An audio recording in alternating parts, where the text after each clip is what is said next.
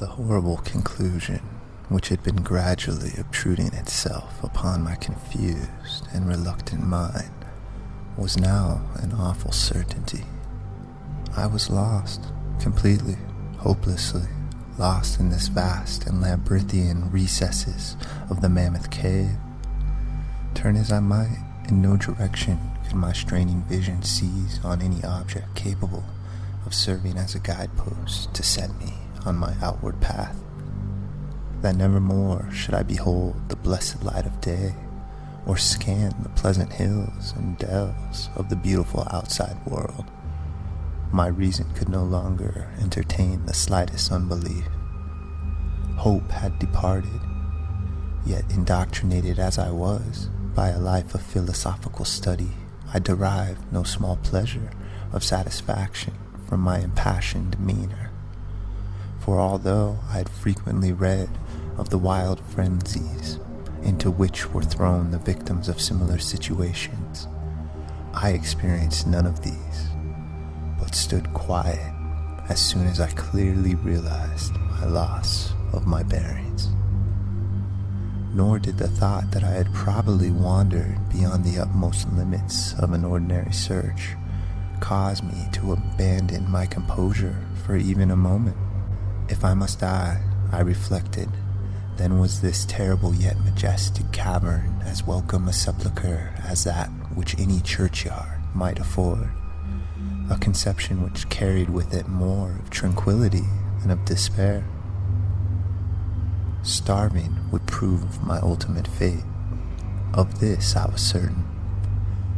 Some I knew had gone mad under circumstances such as these, but I felt that this end would not be mine. My disaster was the result of no fault save my own. Since unbeknown to the guide, I had separated myself from the regular party of sightseers, and, wandering for over an hour in forbidden avenues of the cave, had found myself unable to retrace the devious windings which I had pursued since forsaking my companions.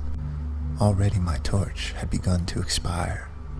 Soon I would be enveloped by the total and almost palpable darkness of the bowels of the earth. As I stood in the waning, unsteady light, I idly wondered over the exact circumstances of my coming end. I remembered the accounts which I had heard of the colony of consumptives who, taking their residence in this gigantic grotto to find health from the apparently salubrious air of the underground world, with its steady, uniform temperature, pure air, and peaceful quiet, had found instead death in strange and ghastly form. I had seen the sad remains of their ill-made cottages as I passed them by with the party, and had wondered what unnatural influence a long sojourn in this immense and silent cavern would exert upon one as healthy and as vigorous as I. Now, I grimly told myself, my opportunity for settling this point had arrived, provided that want of food should not bring me too speedy a departure from this life. As the last fitful rays of my torch faded into obscurity, I resolved to leave no stone unturned, no possible means of escape neglected.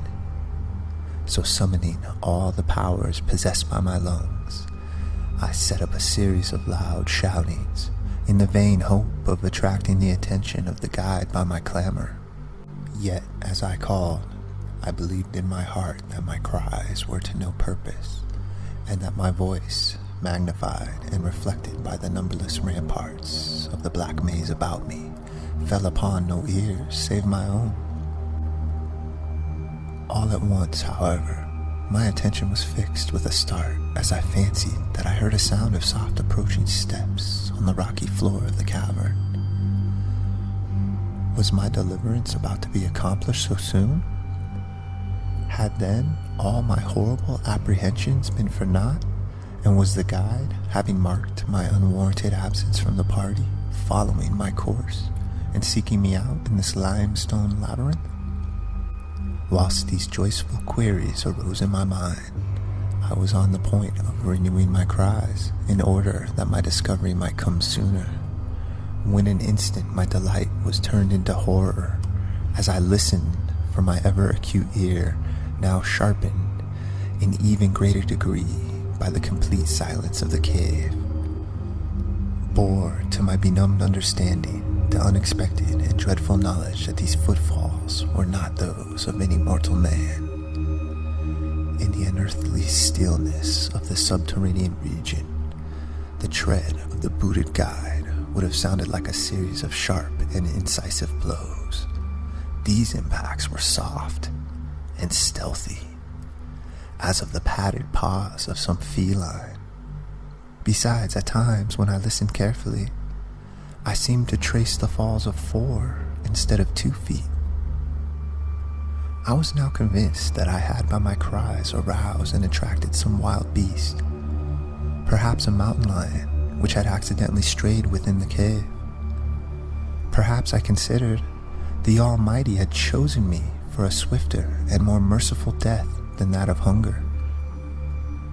Yet the instinct of self-preservation, never wholly dormant, was stirred in my breast, and though escape from the oncoming peril might but spare me for a sterner and more lingering end, I determined nevertheless to part with my life at as high a price as I could command. Strange as it may seem, my mind conceived of no intent on the part of the visitor save that of hostility.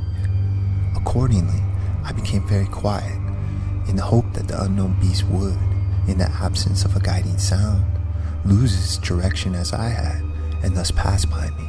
But this hope was not destined for realization, for the strange footfall steadily advanced, the animal evidently having obtained my scent, which in an atmosphere so absolutely free from all distracting influences as is that of a cave, could doubtless be followed at great distance. Seeing, therefore, that I must be armed for defense against an uncanny and unseen attack in the dark, I grouped about me the largest of the fragments of rocks which were strewn upon all parts of the floor of the cavern in the vicinity, and, grasping one in each hand for immediate use, awaited with resignation the inevitable result. Meanwhile, the hideous pattering of the paws drew near. Certainly, the conduct of the creature was exceedingly strange. Most of the time the tread seemed to be that of a quadruped, walking with a single lack of unison betwixt hind and 4 feet. Yet at brief and infrequent intervals I fancied that but 2 feet were engaged in the process of locomotion. I wondered what species of animal was to confront me. It must, I thought, be some unfortunate beast who had paid for its curiosity to investigate one of the entrances of the fearful grotto with a lifelong confinement in its interminable recesses. It doubtless obtained as food the eyeless fish, bats, and rats of the cave, as well as some of the ordinary fish that are wafted in at every freshet of Green River, which communicates in some occult manner with the waters of the cave. I occupied my terrible vigil with grotesque conjectures of what alterations cave life might have wrought in the physical structure of this beast, remembering the awful appearances ascribed by local tradition to the consumptives who had died after long residence in the cavern. Then I remembered with a start that, even should I succeed in killing my antagonist, I should never behold its form, as my torch had long since been extinct, and I was entirely unprovided with matches. The tension on my brain now became frightful. My disordered fancy conjured up hideous and fearsome shapes from the sinister darkness that surrounded me, and that actually seemed to press upon my body. Nearer, nearer, the dreadful footfalls approached. It seemed that I must give vent to a piercing scream. Yet, had I been sufficiently irresolute to attempt such a thing, my voice could scarce have responded. I was petrified, rooted to the spot. I doubted if my right arm would allow me to hurl its missile at the oncoming thing when the crucial moment should arrive. Now the steady pat, pat of the steps was close at hand. Now, very close. I could hear the labored breathing of the animal, and terror-struck as I was, I realized that it must have come from a considerable distance and was correspondingly fatigued. Suddenly, the spell broke. My right hand, guided by my ever-trustworthy sense of hearing, threw with full force the sharp-angled bit of limestone which it contained toward that point in the darkness from which emanated the breathing and pattering, and wonderful to relate, it nearly reached its goals, for I heard the thing jump, landing at a distance away, where it seemed to pause. Having readjusted my aim, I discharged my second missile, this time most effectively, for with a flood of joy I listened as the creature fell in what sounded like a complete collapse, and evidently remained prone and unmoving, almost overpowered by the great relief which rushed over me. I reeled back against the wall.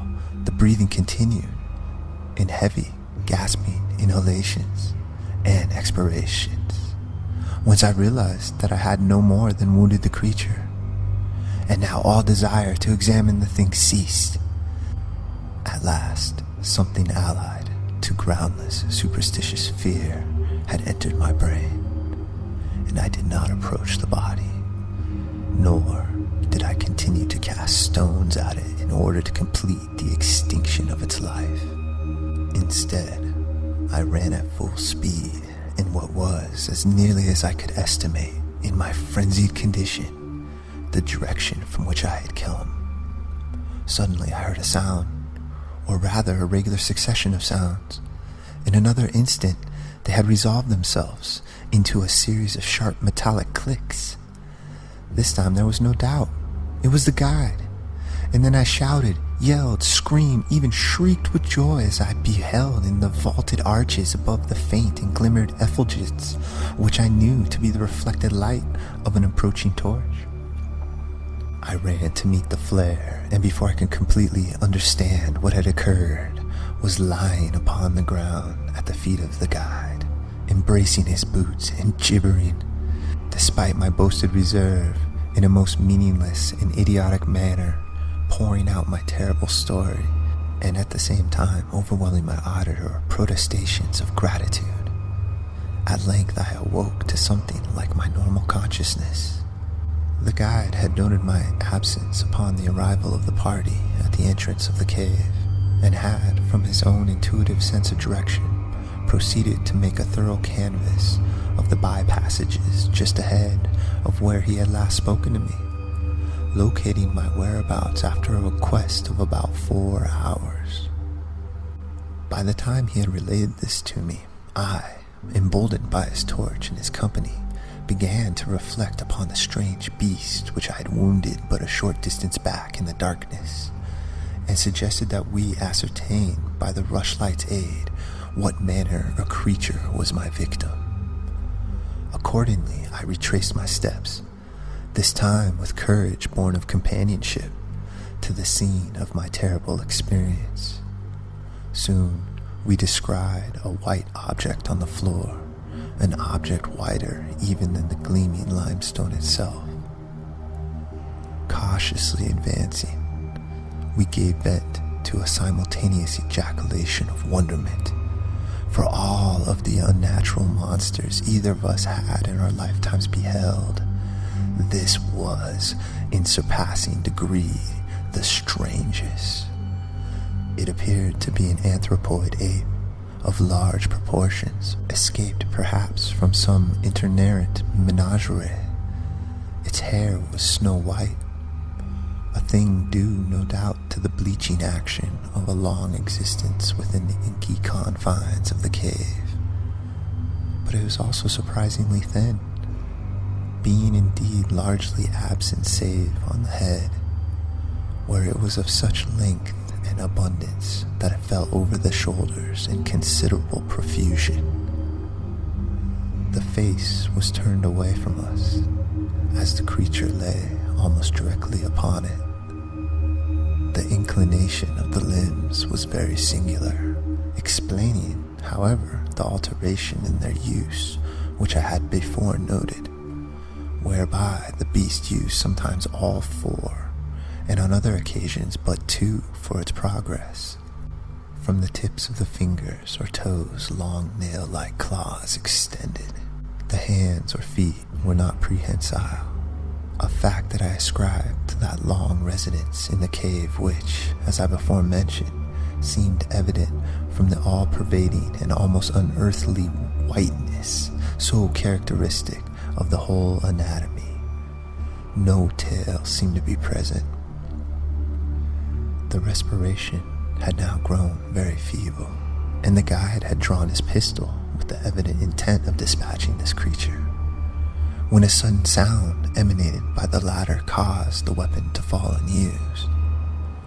The sound was of a nature difficult to describe. It was not like the normal note of any known species of simian, and I wondered if this unnatural quality were not the result of a long continued and complete silence, broken by the sensations produced by the advent of the light, a thing which the beast could not have seen since its first entrance into the cave. The sound, which I might feebly attempt to classify as a kind of deep-toned chattering, was faintly continued.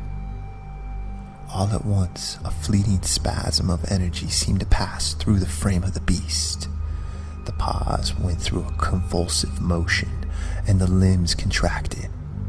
With a jerk, the white body rolled over so that its face was turned in our direction. For a moment I was so struck with horror at the eyes thus revealed that I noted nothing else. They were black. Those eyes, deep, jetty black, in hideous contrast to the snow-white hair and flesh. Like those of other cave denizens, they were deeply sunken in the orbits and were entirely destitute of iris. As I looked more closely, I saw that they were set in a face less prognathous than that of an average ape, and infinitely more hairy. The nose was quite distinct. As we gazed upon the uncanny sight presented to our vision, the thick lips opened and several sounds issued from them, after which the thing relaxed in death. The guide clutched my coat sleeve and trembled so violently that the light shook fitfully, casting weird moving shadows on the walls about us. I made no motion, but stood rigidly still, my horrified eyes fixed upon the floor ahead. Then fear left, and wonder, awe, compassion, and reverence succeeded in its place. For the sounds uttered by the stricken figure that lay stretched out on the limestone had told us the awesome truth. The creature I had killed, the strange beast of the unfathomed cave, was, or had at one time been, a man.